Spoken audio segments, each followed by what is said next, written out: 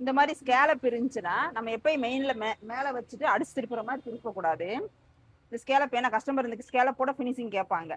ஓகேவா? அதுக்கு என்ன பண்ணணும்னா இப்படி எடுத்து நம்ம ராங் சைடு போடுவோம்ல, ராங் சைடு போட்டுக்கோங்க. இந்த கையை இப்படி வச்சுக்கோங்க. ஓகேவா? 4 இன்ச்சு எவ்வளோ நீங்கள் அரைஞ்சு விட்டுருக்கீங்களோ 4 இன்ச்சு விட்டுருக்கீங்களோ நேராக ஒரு தையல் போட்டுருங்க. போட்டு அப்படியே இப்படி மடக்கி இப்படி திருப்பி விட்டுறணும். ஓகேவா? அப்படி இல்லை இதுவுமே ரிஸ்க்காக இருக்குன்னா இந்த ஸ்லீவ் இருக்குல்ல, ஸ்லீவில் ஒரு 4 இன்ச்சு நீங்கள் அடிச்சுக்கோங்க, மடித்து அடிச்சுக்கோங்க.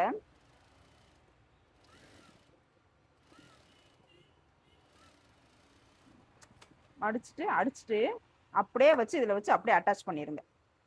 ஓகேவா? சென்டர் பார்த்துட்டு கரெக்ட் பண்ணிட்டு அந்த ஸ்கேலப்லேருந்து ஸ்கேலப் தெரியுற மாதிரி. ஆமாம், ராங் சைடு தான் வைக்கணும். அடிச்சு திருப்பாமல் அப்படியே இப்படி அட்டாச் பண்ணிடணும். இப்போ இது ஃபுல்லாகவே அப்படியே தையல் போட்டணும். தையல் போட்டு எக்ஸ்ட்ரா இருக்க பீஸை கட் பண்ணிடணும். ஓகேவா? இப்போ ஸ்கேலப்பு வெளியே தெரியும் நீட்டாக. ஓகேவா? அடிச்சு திருப்பிடக்கூடாது. இந்த மெத்தடுக்கு அடிச்சு திருப்பக்கூடாது ஸ்கேலப்புக்கு. ஓகேவா?